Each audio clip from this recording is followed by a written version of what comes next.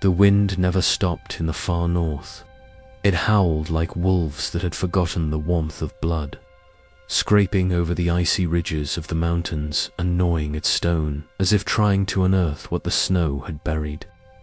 Long ago, when the world was still young and the gods had not yet tamed the 9 realms, it was said that giants ruled this land. Now only one remained, and even he had forgotten how to roar. Skeldr, last of the frostborn Gitna, lived in silence.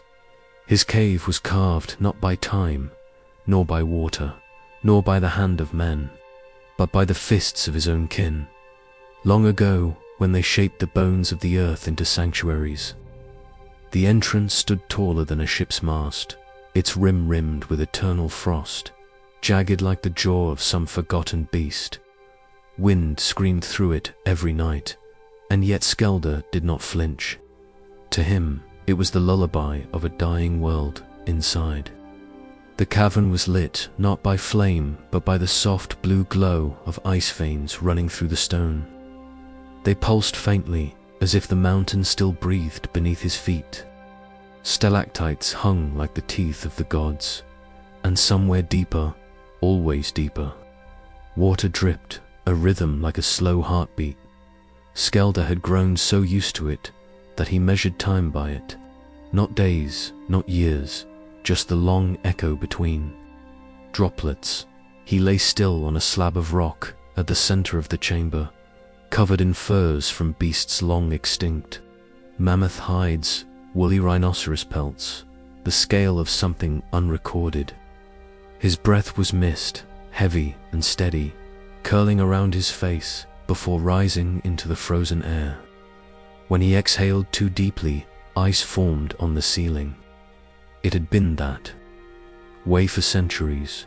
He slept not because he was tired, but because there was nothing left to do.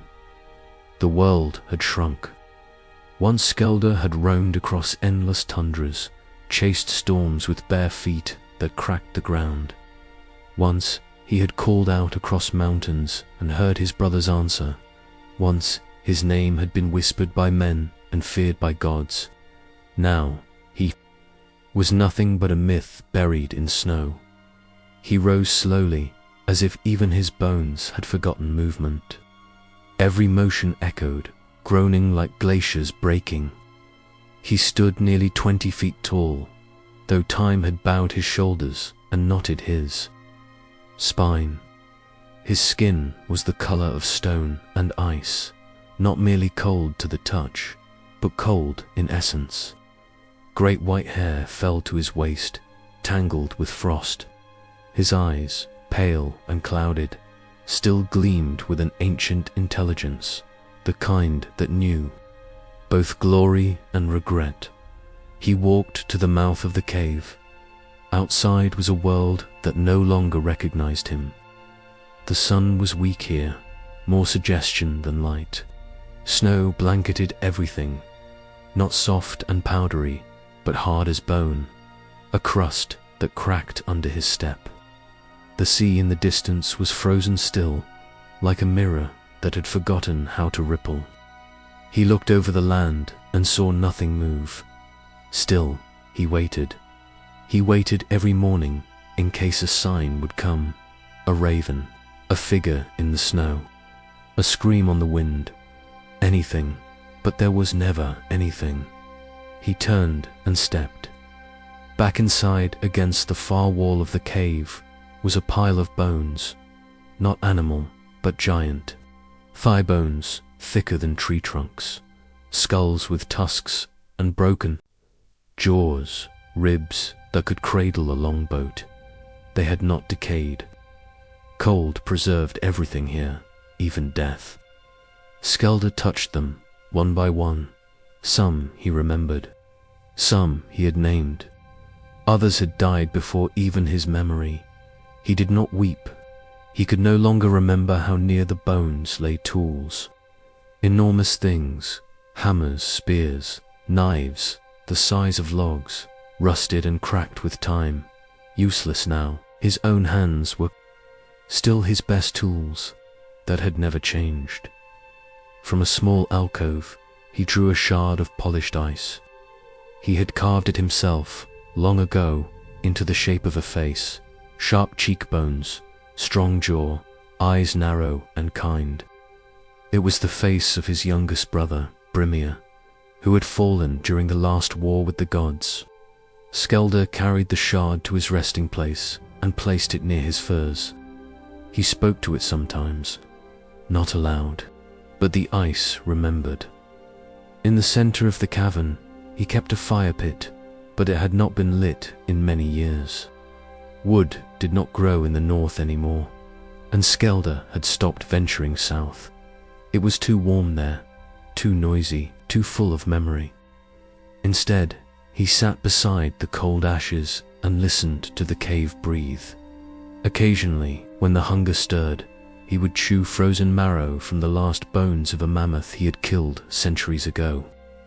There was no satisfaction in it, only survival. His appetite had faded with his purpose. Food was now just a reason not to wither entirely, but he still drank. Glacier-mead, fermented in silence, from melted snow and the root sap of mountain. Herbs, sealed in hollowed-out tusks and aged in the belly of the cave. It took decades to brew, and even longer to awaken its taste. He sipped it sparingly, savoring the cold fire it brought to his chest. It was the only warmth he allowed. One night, or perhaps morning, time was slippery. Skeldr heard something unusual, a sound outside the cave. He rose, suddenly alert. It was not the wind. It was not the drip of water. It was ... movement. He stepped outside. The sky was dark, laced with streaks of aurora. The snow glowed faint green, and there, just at the edge of the white horizon, was a trail, shallow footprints, too small for a giant, but fresh enough to melt the frost. Skeldr stood still for a long time. Then, slowly, he knelt. His great hand touched the prints. Warm, recent. He could smell breath, human breath, tinged with fear and blood. A traveler, a hunter, a lost soul. He stared toward the direction the prints led south, toward the glacier's mouth. The human had walked alone. No one came here by accident, and none left unchanged. Skeldr felt something stir inside him. Not curiosity, not hunger. Something older, duty. He stood, snow cascading from his shoulders, and turned back to the cave. With great deliberation, he gathered a length of fur, wrapped it around his torso, and retrieved a long-handled axe. Chipped, ancient, but still sharp enough to remember war. Then he looked at the shard of Brimir's face one last time, and whispered, just once, aloud, not yet. The mountain groaned as he stepped forward, and the last giant walked again. The mammoths were gone. Skeldr had not seen one in over 400 winters, yet he remembered every detail. He remembered the sound of their feet, not like thunder, but deeper, more hollow, as if the earth itself sighed with each step. He remembered the smell of their musk, thick as pine resin and tinged with salt.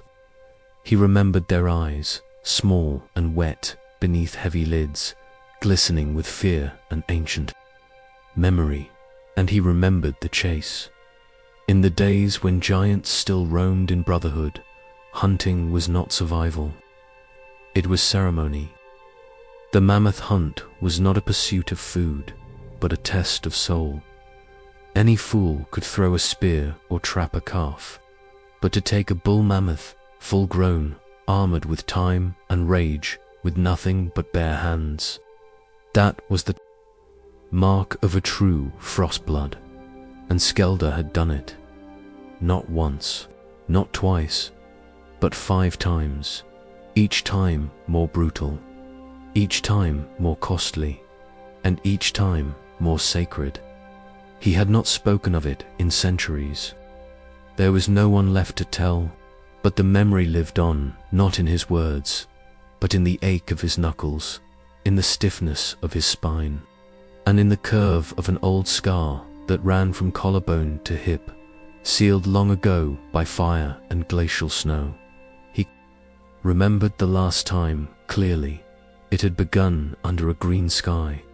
The aurora swirled above like serpents of light, casting shimmering waves across the tundra. Snow glittered like crushed bone, and frost clung to every surface like sleep. The herd moved slowly, as they always did, their bodies vast, their tusks like fallen moons. Each step was a ritual. Each breath steamed into the cold like smoke from a dying fire. Skeldr had watched from a ridge of black stone. He stood still, utterly still, for a full day and night, letting the wind cover him in ice and silence. The mammoths did not fear things. That did not move. They trusted the snow even when it breathed. He had no weapon, only his hands, calloused, cracked, and large enough to cradle a wolf hole. He knew the ritual well. His father had taught it, and his father's father, all the way back to the first of their kind, the ones who had walked beneath the world tree and wrestled whales on dry land.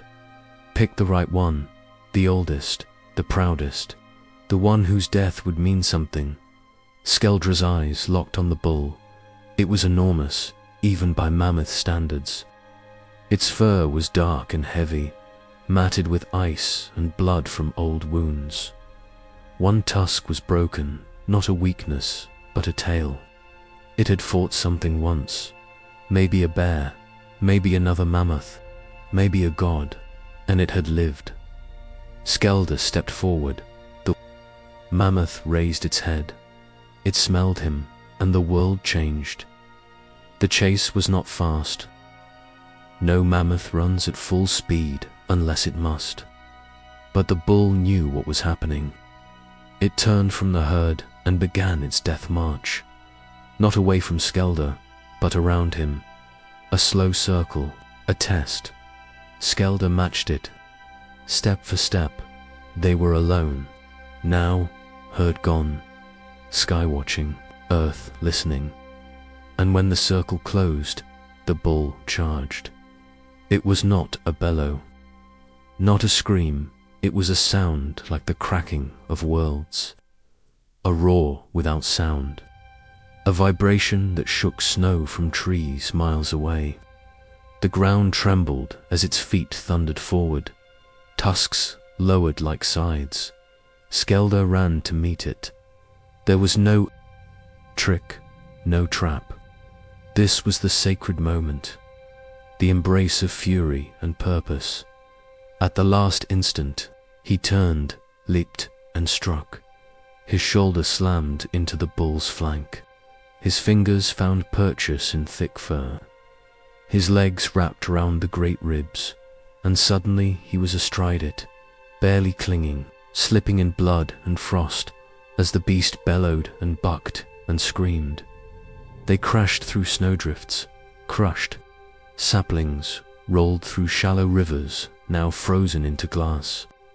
Skeldr held on, and then, when the beast reared, he reached down and did what only a giant could do. He wrapped both arms around the mammoth's throat and squeezed. It took minutes, then hours, then silence. When it was done, Skeldr lay beside. The body, more broken than whole. Blood crusted his mouth. His shoulder was torn. A tusk had pierced his thigh, but he had not let go. Not until the last breath left the beast and the sky quieted in respect. He took no joy in the kill. He never had he carved the hide with reverence, shaping it into cloaks and bedding. The meat he hung from ice hooks in the cave. The bones he stacked with care.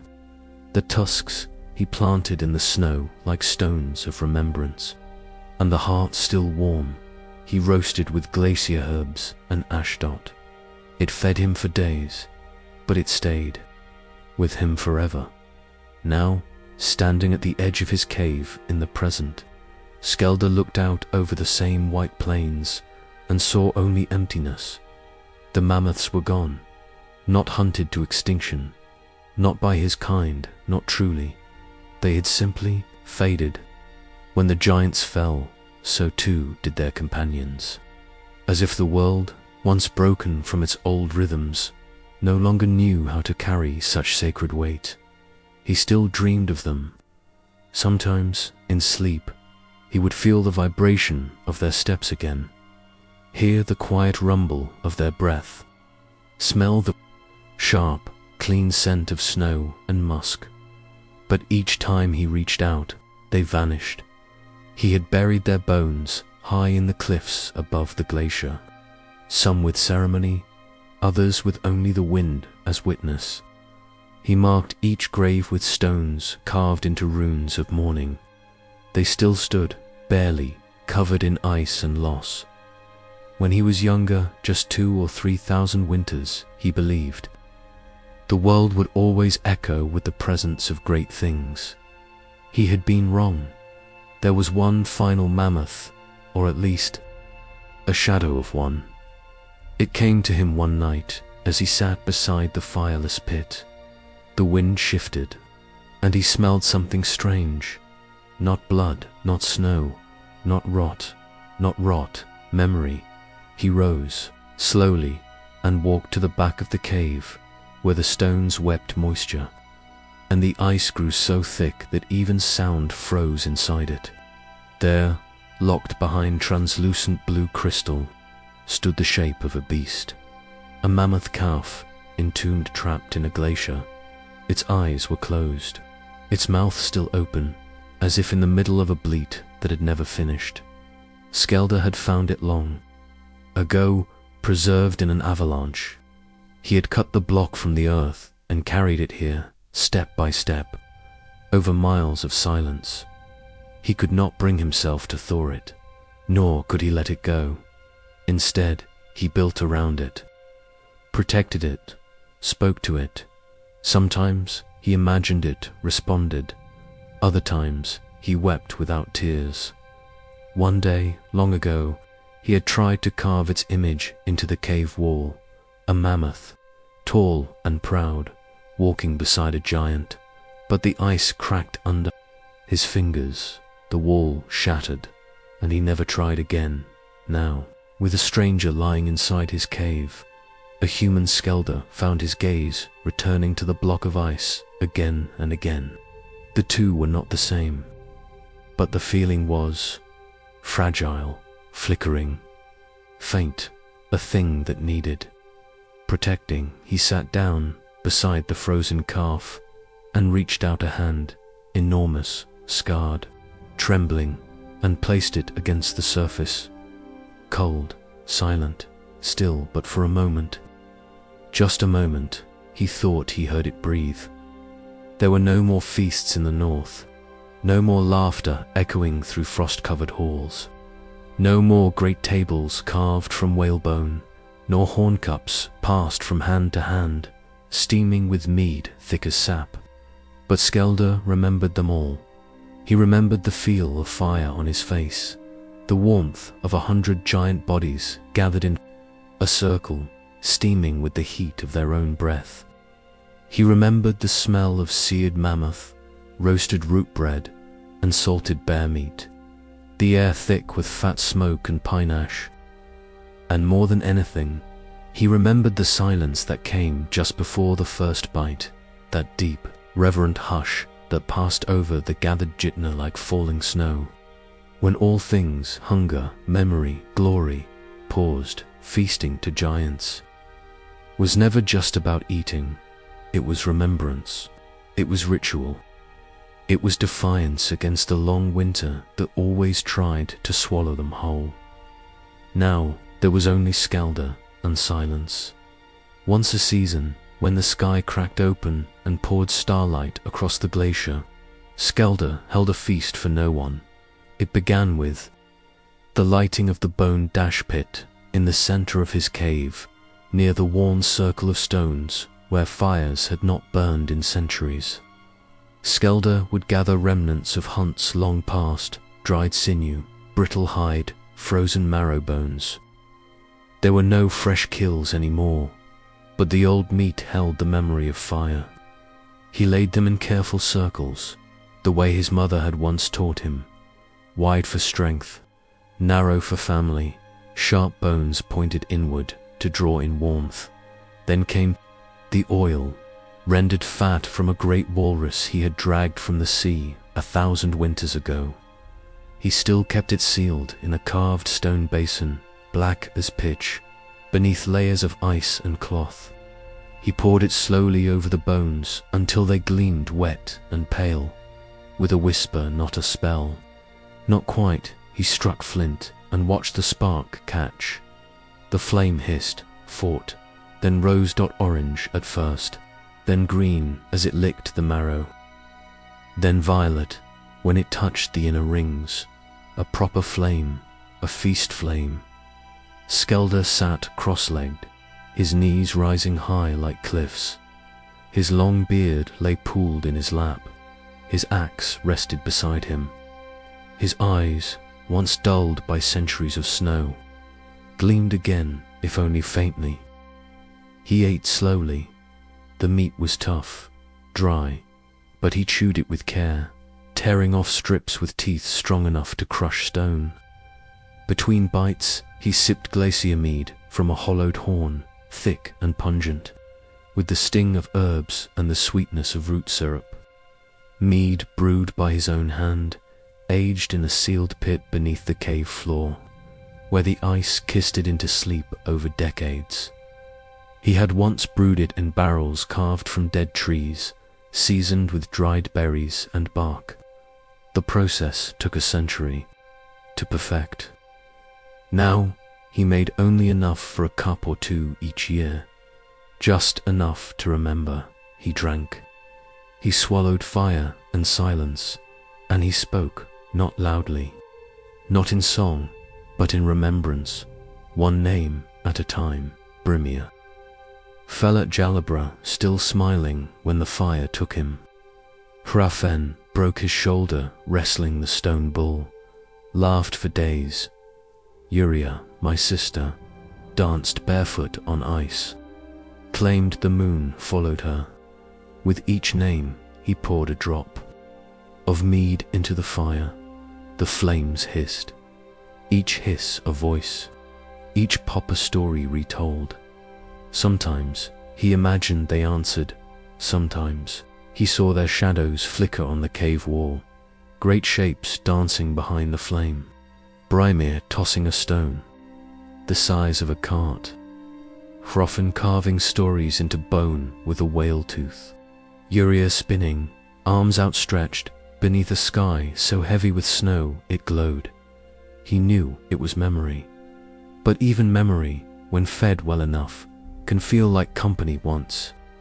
Long ago, a feast had lasted for 7 nights. It had begun with the fall of a fire-wyrm, a beast of ash and claw that had slithered from a mountain and scorched the forests below. It had taken 9 giants to bring it down, Skeldr among them. Its flesh burned even after death, and its blood boiled on snow. But when they carved it open and pulled its heart from the flame, they roasted it atop black iron and called every name they knew to join the feast, giant and wolf, bear and serpent. Even the spirits of ice had gathered, forming spires of frost, to watch the fires burn. They drank glacier-mead in rivers, their voices echoing down the valleys in low, thunderous joy. The sky had opened that night, and stars danced above their heads like fireflies. Skeldr could still taste that heart, still feel the heat of it on his tongue. Now, he drank alone, but the ritual held. He carved a figure from a chunk of preserved ice, a crude mammoth with chipped tusks and bowed legs. He placed it beside the flame. He did the same with a tiny bear, a twisted tree, a small seated figure meant to be Brimir. Then he drank again and again, not to forget, but to remember. The human stirred from the other side of the fire. Beneath the furs Skeldr had laid out, the small body twitched. A groan, a shift, skin flushed with faint warmth now, color returning in patches. The scent of healing herbs clung to the air like moss. Skeldr turned. The human was awake, barely eyes cracked. Open, glazed with fever. What is this place? Skeldr did not answer. He reached for a second horn, smaller, carved from narwhal bone, and poured a thin stream of heated mead. Not much, just enough for warmth. He knelt, the stone groaning beneath his weight, and lifted the boy gently to his lips. "Drink," he said. His voice was thunder and snow, softened to something human. The boy drank. He winced at the strength of it, coughed, then drank again. His eyes slowly cleared. "You're real, Skeldr." Grunted. He laid the boy back down and stood, returning to the fire. There was nothing else to say. The fire crackled. The mead steamed, shadows danced, and for a moment, just a moment, Skeldr felt something unfamiliar settle across his shoulders. Not joy, not hope, but warmth, a memory brought forward. A feast held not only for the past, but for the living. The fire burned low. Skeldr sat motionless, his immense body casting a mountain of shadow across the stone floor of the cave. The humans slept still, wrapped in pelts near the wall, the faint rise and fall of their chest barely visible in the dim glow. But Skeldr did not sleep. He rarely did. Not truly. When the wind died down and the cave fell into stillness, his mind drifted slow, reluctant, and heavy like ice splitting from a glacier. That was when the memories came, not visions, not dreams, but fragments of something deeper, reminders carved into the marrow of his bones. Tonight, they came with clarity, sharp, cold, unavoidable. It began, as it always did, with a face, a single eye, pale, piercing, surrounded by lines drawn not from age, but from the weight of knowledge. The voice that came with it was low and patient, woven with promises and riddles. Odin, the god of the gallows, the wanderer cloaked in ravens and silence. Skeldr had once walked beside him, not as kin nor friend, but as something more ancient, a rival drawn into uneasy accord. Back when the world still cracked and shifted with the steps of giants, before men could read or farm or kneel, the Aesir and the Gitna had danced their long, slow war. And yet, for a brief flicker in that great storm of ages, there had been something like peace. Skeldr remembered the meeting at the root of the world, where the great roots of Yggdrasil tangled with stone and flame, and the air hummed with magic so old it had no name. He had come with his brother Brimir and Uria, flame-haired and wild-eyed. They had stood on one side of the route, while Odin and his sons stood on the other. There had been no armies then, no spears drawn, just words, cautious, sly, each sentence. A stone placed on an invisible scale. The gods spoke of harmony, of division, of balance. Odin, ever the whisperer, offered oaths in the language of ash and rune. The giants, old even then, did not trust him, but they listened. They wanted to. Believed that the world could be shared, that creation did not need to end in annihilation. And for a time, it seemed possible. The rivers were not poisoned. The mountains held no fire. The skies did not bleed. Skeldr traveled to the high halls of the gods, just once. He remembered the smell of Asgard, iron, cedar, and ambition. The gods walked tall, their draped in gold and glory, their halls echoing with feasts and laughter. He sat at their tables, silent, watched them celebrate things they had not yet earned.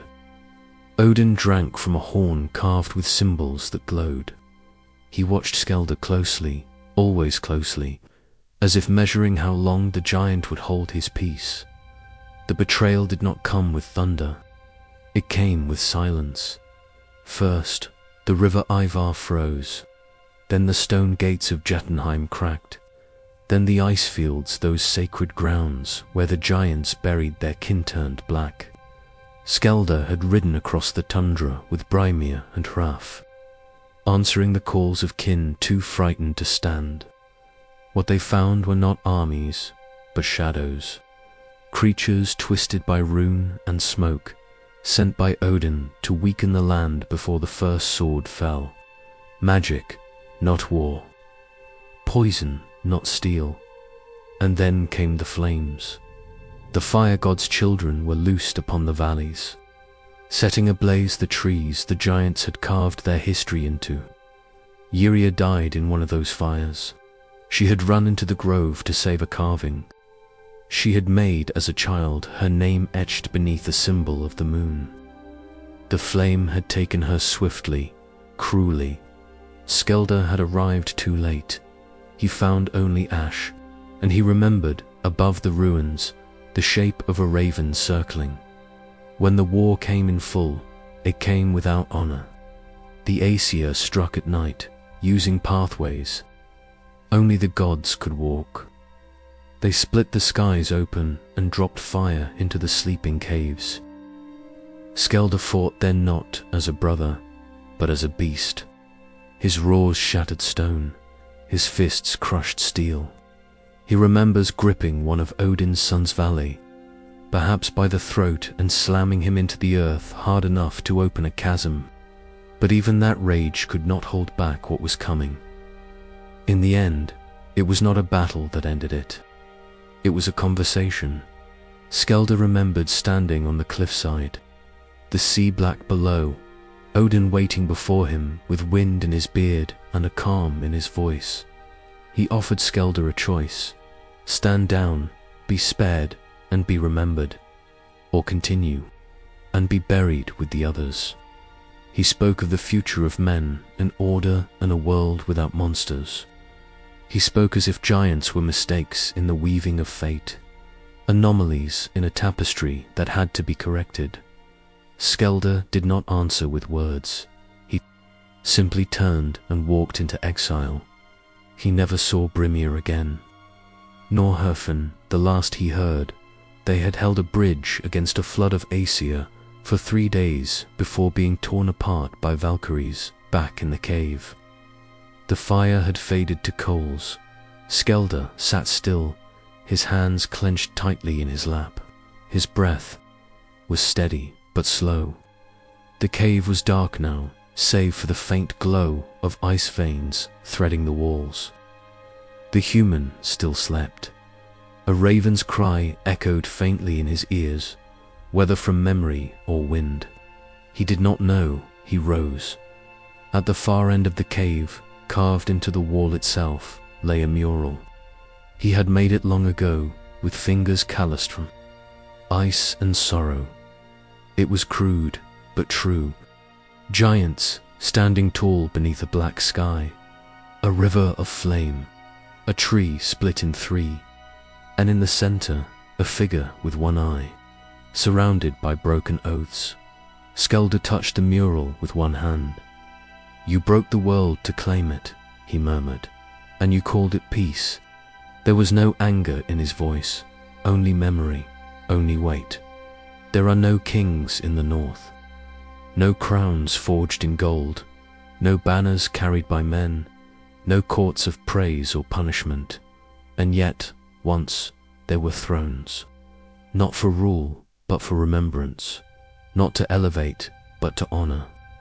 In the land of giants, a throne was not a seat of power, was a marker of burden. Whoever sat upon one had endured, had lost, had been tempered by time and silence. That is why Skeldr built them. He began the first throne after the death of Brimir. It was not a project of pride, but of necessity, an act of mourning too large to contain in silence alone. The sea had spit up a whale carcass along the frozen coast, a creature as ancient as the frost itself. It had died in agony, its skull cracked by an icefall, its eye glazed over with salt and sorrow. Skeldr had dragged the body inland with his bare hands, taking 3 days to pull the weight of it across cracked glaciers and buried fields. The flesh he left for wolves, the blubber he stored in sealed pits. But the bones he cleaned those, himself, one by one, with glacial water and sharp stone. He did not cut them, he did not shape them. That would have been an insult. Instead, he arranged them the way he remembered Brimir, sitting leaning slightly to one side, with a crooked smile and arms draped across his knees. The skull of the whale became the base. The ribs formed the arms. The spine rose behind it, curving like a frozen wave. It took him months, working between storms, his fingers numbed and his shoulders heavy with silence. When it was done, he sat before it for 3 nights and said nothing. That was how giants honored their dead, not with words, but with shape, with space, with the labor of their hands. He built 6 more in the years that followed, one for Jötunn, carved into a cliff where the moon always struck. Her throne was delicate, the bones arranged like the petals of an enormous flower, curved and open to the sky.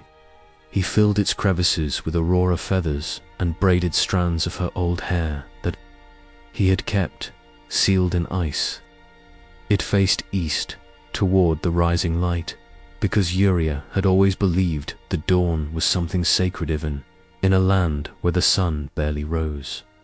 Another he built for Jötunn, deep within a glacier cave where echoes carried forever. Hraft had loved sound. His voice had been like thunder, his laughter echoing off canyon walls for days. Skeldr built his throne from the jawbones of 6 ice bears, their maws gaping outward, forming a kind of spiral. When wind passed through the cave just right, the bones sang long, low tones that vibrated through the stone. It was Hrafn's laughter returned by the earth itself. Each throne was a monument of pain, not just for the lost, but for the one left. Behind, Skeldr did not sit upon them. That was never their purpose. They were too sacred, too full of memory. Instead, he visited them as a pilgrim, walking the long frozen miles between them with the reverence of one touching the past with bare hands. When the winds were kind and the snow shallow, he lit fires near them. Sometimes he would bring pieces of glacier-mead to place beneath the armrests, offerings for spirits that no longer drank. Other times, he brought carved Tokensteiny mammoths, bears, crude stars made from driftwood or stone, shaped while he sat alone at night. But he never stayed long. The thrones were not for comfort. They were not for company. They were reminders, and Skeldr was not ready to stop remembering. There came a time, many years after the last war, when he thought of building one for himself. He had gathered the bone's huge ribs from a sea serpent he had slain in his youth, vertebrae the size of shields. He had even begun to arrange them atop a ridge overlooking the frozen fjords. But after the first night, he stopped. The pieces remained there, half-formed, still caught between shape and ruin. Snow buried them over time. The North chose to forget. What he could not finish, a throne was not made for the living. Not until they could no longer walk away from it. Instead, he built smaller seats, lesser thrones, almost quiet benches shaped from the shoulder bones of reindeer, resting places carved into the walls of the cave.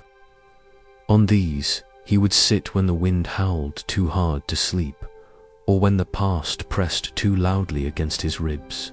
They faced nothing, in particular just stone or shadow, but they gave him stillness. Now, with the human child asleep near the fire, Skeldr found himself seated again upon one of these bones. The flames cast flickering light across the chamber, dancing across the carvings etched into the walls. He ran his thumb along a smooth groove beside Himmerun, half finished. The name of someone he had not yet buried. The boy had no name, not one Skeldr had heard, but the way his chest rose, shallow and uneven, reminded Skeldr of a heartbeat not yet steady. Like a drum, unsure if it should beat. Like a whisper, unsure if it should speak. Skeldr looked down at his hands, broad, lined, ancient. These were hands that had once cracked boulders and lifted mountains. Hands that had twisted gods to the ground and dug graves for kin. And now they trembled as they reached for a cup of mead, not from weakness, but from unfamiliar weight. He drank, slowly, thoughtfully, and imagined what it might mean to build another throne, not for the dead, but for what was left. There were few creatures left in the north that Skeldr feared. Time had worn most of them down, buried them beneath snow, turned their names into wind-blown whispers. The ice devoured the weak, the gods destroyed the strong, and silence claimed the rest. But there was one enemy Skeldr had not forgotten, one whose fire still burned through the ice, whose breath still blackened the stone. The fire-wyrm, the old flame serpent, the crawling hunger that did not die. Skeldr had known it as a shadow first, a rumor slithering beneath the glacier's skin. The elders once spoke of it as a gaudy thing born of Muspelheim's breath, slipped loose during the great cracking of the world. It did not fly, did not roar, did not hoard. It burned, quietly, endlessly. It moved not above, but beneath, gnawing tunnels through the earth, heating the deepest rivers, curling beneath mountains like a sickness waiting for flesh. For centuries it slept, but even giants have nightmares, and Skeldr's dreams had started to fill with heat. The air had changed. The meltwater from the eastern cliffs had begun to flow against too early, too warm. Cracks had appeared beneath his cave floor, too deep to measure, weeping steam instead of frost. The bones in his stash had begun to dry and yellow, their marrow gone brittle from unseen heat. And in the quiet hours of twilight, when the sun hung just beneath the horizon and refused to rise, he could hear it, not a sound, but a rumble beneath the soles of his feet. The pulse of something massive, breathing in the dark. He knew what it meant. The fire-wyrm had awoken. He waited at first, watching, listening, hoping that it might turn away, that it might remember other tunnels, other prey. But the signs grew worse. Birds, rare as they were, stopped passing overhead. The few mountain foxes that still roamed the slopes vanished. The ice beneath the lake cracked and hissed as if protesting something hidden in the depths. Then came the smoke. It rose in tendrils from the ground near the ridge of the whalebone thrones, thin at first, barely noticeable, but Skeldr smelled it, not the clean scent of burning pine. This was older, thicker. It reeked of ruin and blood, of wars fought beneath black skies. It smelled like the end. He knew then that it was not the past rising to haunt him. It was the final test. A challenge issued not by Odin, not by man, but by the world itself. He gathered his strength, not armor, not weapons. Skeldr had never relied on the tricks of men or gods. He wrapped himself in the hide of a thunder bear he had slain when he was young. The pelt still crackled faintly with static when touched. Around his waist, he tied a belt of stone rings taken from the ribs of mountain. Snakes. His axe he left behind. The fire-wyrm's flesh could not be cleaved. Its heat would melt steel, warp runes, drink magic like water. To face it, one needed only will and the ability to withstand pain. He did not tell the boy. The child was sleeping. Still, skin pale, strength returning slowly with each breath.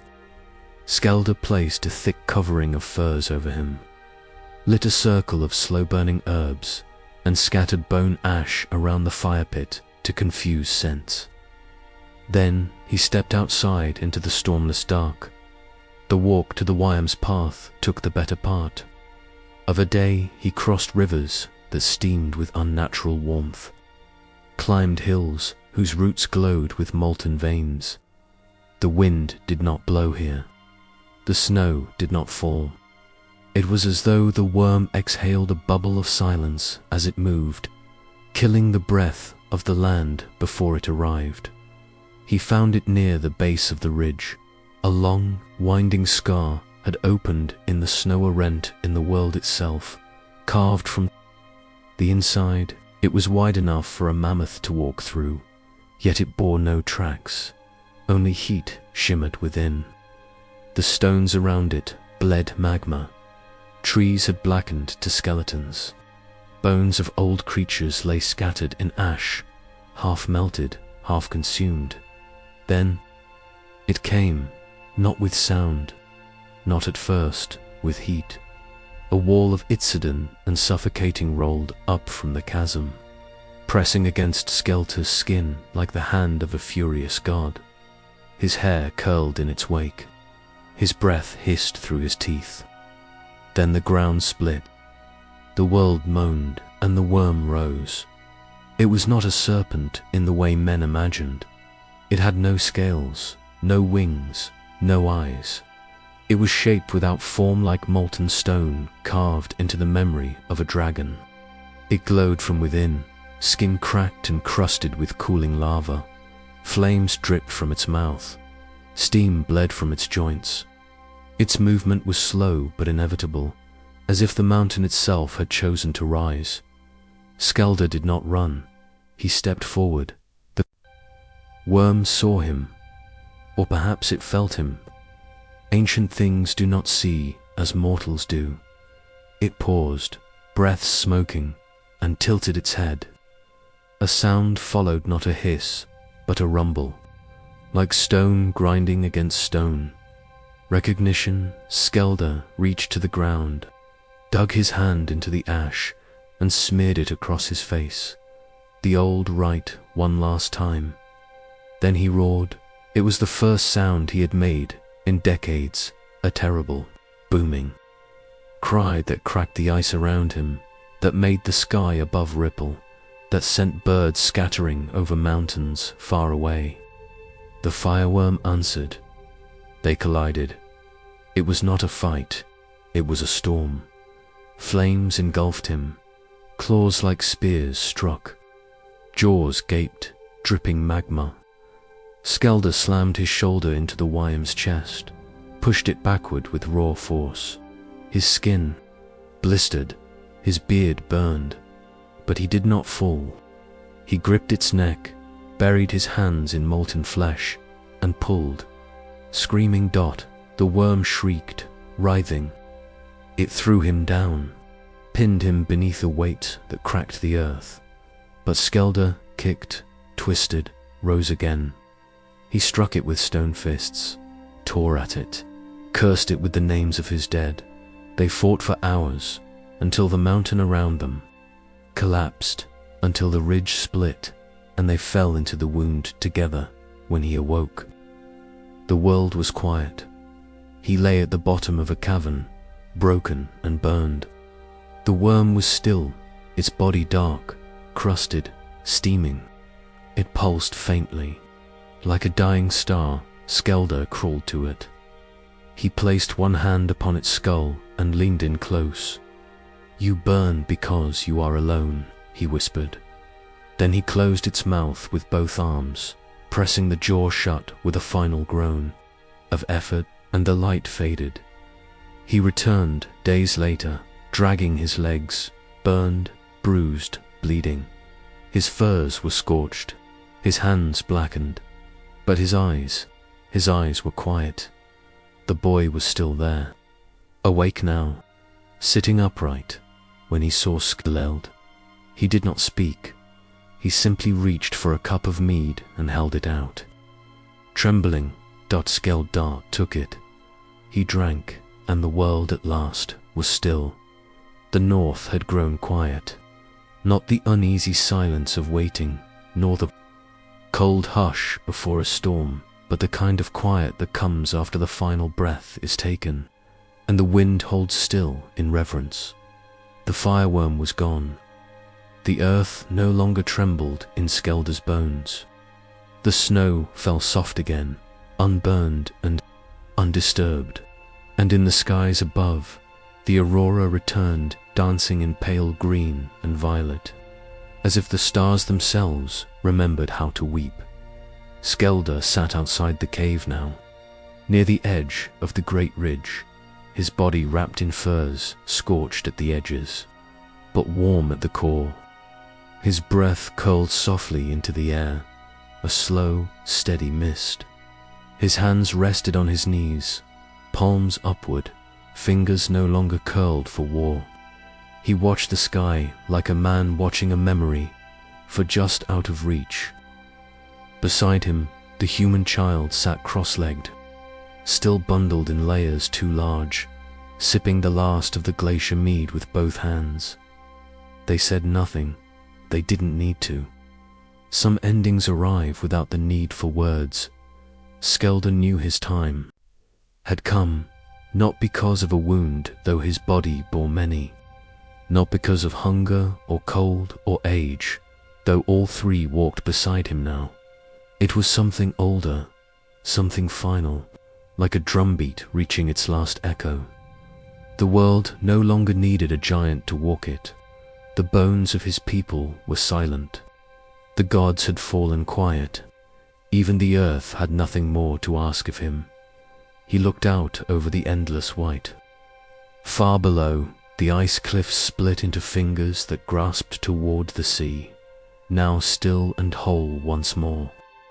Whalebones jutted from the snow in half-buried thrones. Fires long dead marked where stories had ended. He had walked across every mile of this land, carried every name it had ever whispered, and now, with each breath, he gave it back. The boy reached into his satchel, patched with old hide and twine, and pulled out something small, a carved mammoth, no longer than a finger, roughly shaped, uneven. It was Skeldr's carving, one he had placed beside the fire weeks ago. The boy held it out with two hands, and Skeldr took it gently, turning it over in his fingers as if feeling its weight for the first time. He placed it beside him on the stone. Then, slowly, he lay down. The earth welcomed him. The cold did not bite. The snow did not harden beneath him. The stars swirled overhead, and for the first time in centuries, the aurora moved in slow spirals, as if lowering a curtain. The boy knelt beside him, unsure, frightened not of what would come, but of what would be lost. Skeldr turned his head just slightly, enough for his eyes to meet the boy's. "Do not forget the shape of giants," he said. His voice was soft, lower than the wind, older than stone. And then he closed his eyes. No thunder followed. No cry split the sky. Only silence, the kind that does not mark death, but honors it. The snow fell thicker now, blanketing his body gently, slowly. The boy did not move. He sat beside him for hours, until the shape of the giant faded beneath the white, until the night passed into dawn. When the first light crested the horizons of silver, reluctant the boy rose. He took the carved mammoth. He placed it in the hollow of Skeldr's chest, now part of the earth. Then he turned south and walked in. Time, The boy would speak of the giant. He would tell of the cave, of the fire, of the silence that was not empty, of hands large enough to crush boulders, but gentle enough to offer warmth. He would describe the sky as it danced above the last breath. He would forget the exact sound of Skeldr's voice, but never the weight of his presence. And when others laughed or doubted, he would carve the story again into stone, into bone, into the memory of those willing to believe. And so the story of the last Frostborn lived on, not in monuments, not in Thrones, but in the breath of the north, in the whisper of snow, and in the eyes of those who dared to remember.